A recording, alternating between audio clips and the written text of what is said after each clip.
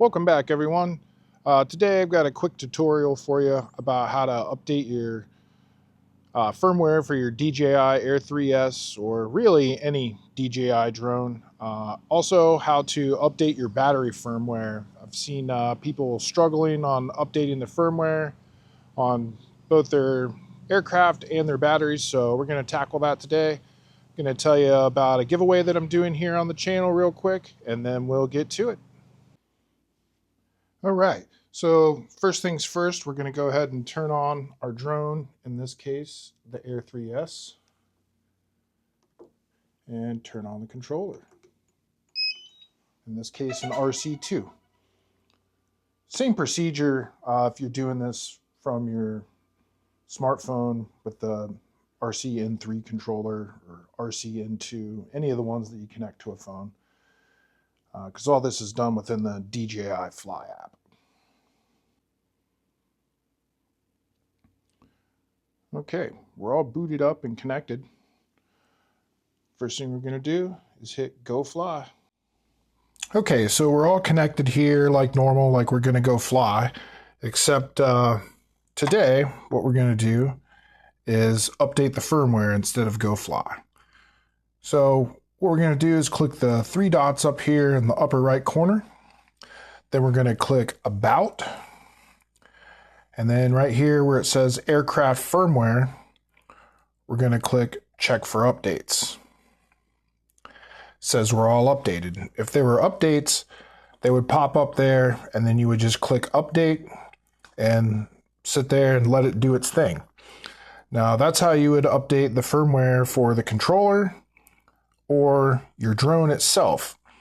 If it's a battery firmware update, sometimes they don't tell you that, but you do the same thing.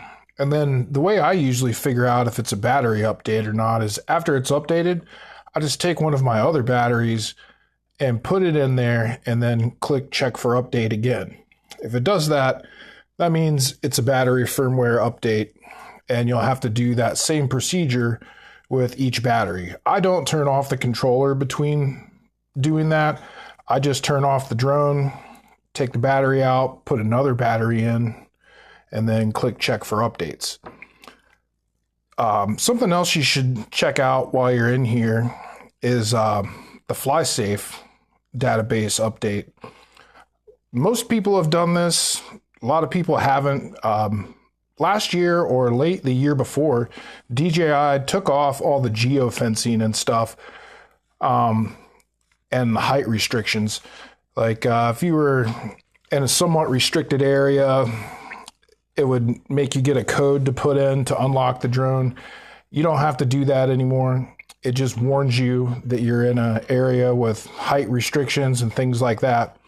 Now, I'm not advocating for flying over 400 feet as prescribed by law, but if you're flying up mountainsides like I would do in Alaska, and well, anywhere there's mountains, you're going to be way more than 400 feet from where you took off as far as altitude, but you're not necessarily going to be over 400 feet off the ground if you're flying up the side of a mountain.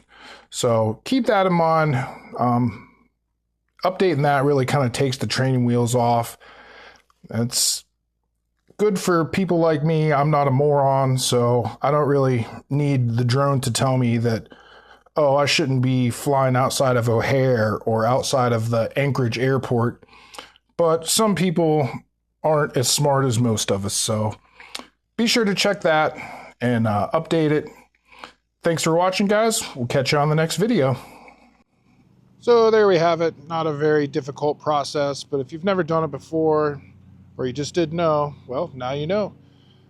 Thanks for watching, guys. Don't forget about the 1,000 subscriber giveaway. Feel free to get in the comments, give me ideas for other videos and things like that. Thanks for watching. We'll see you next time.